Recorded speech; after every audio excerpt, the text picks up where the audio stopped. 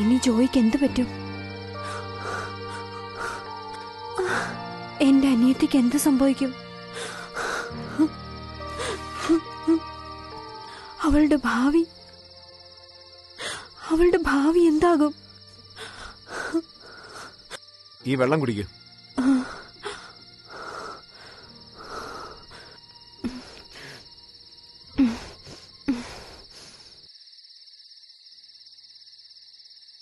അവക്കൊന്നും ആകില്ല. ആവശ്യമില്ലാതെ നീ ടെൻഷൻ അടിക്കല്ലേ.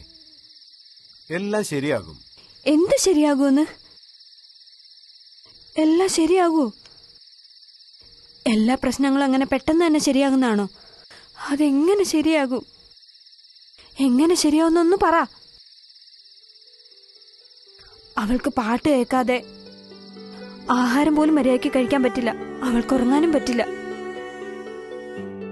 അവൾ മുതിർന്ന പെണ്ണ, എന്നാലും തുണിയൊക്കെ മാറ്റാൻ സഹായിക്കുന്നത് ഞാനാ. എനിക്കും ആ ദൈവത്തിന് മാത്രം അറിയൂ അവളെ കുളിപ്പിക്കുന്നത് എത്ര കഷ്ടമാണെന്ന്.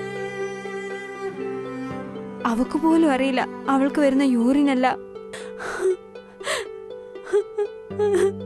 എങ്ങനെ നിയന്ത്രിച്ചു നിർത്തണമെന്ന്.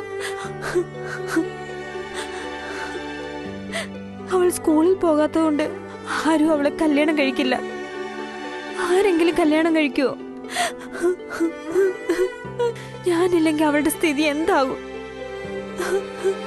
അവളെ കുറിച്ച് ആലോചിക്കുമ്പോ എനിക്ക് എന്ത് ചെയ്യണമെന്ന് മനസ്സിലാവുന്നില്ല. അവൾക്ക് എന്ത് പറ്റും? നമ്മളില്ലെങ്കിൽ എന്ത് സംഭവിക്കും? കുട്ടിക്കാലത്തെ അച്ഛനും അമ്മയും മരിച്ചുപോയി. അന്നു മുതലേ ഞാനാണ് അവളെ സംരക്ഷിക്കുന്നത്. ഞാനാണ് അവളുടെ അച്ഛനും അമ്മയും എല്ലാം. പക്ഷെ നിങ്ങൾ പറയുന്നു എല്ലാം ശരിയാകുമെന്ന്. ഇത്ര വർഷമായിട്ട് ഒന്നും ശരിയായില്ല. ഇതിന് ശേഷം അവൾക്ക് എന്ത് പറ്റുമെന്ന് ഒന്നും മനസ്സിലാവുന്നില്ല.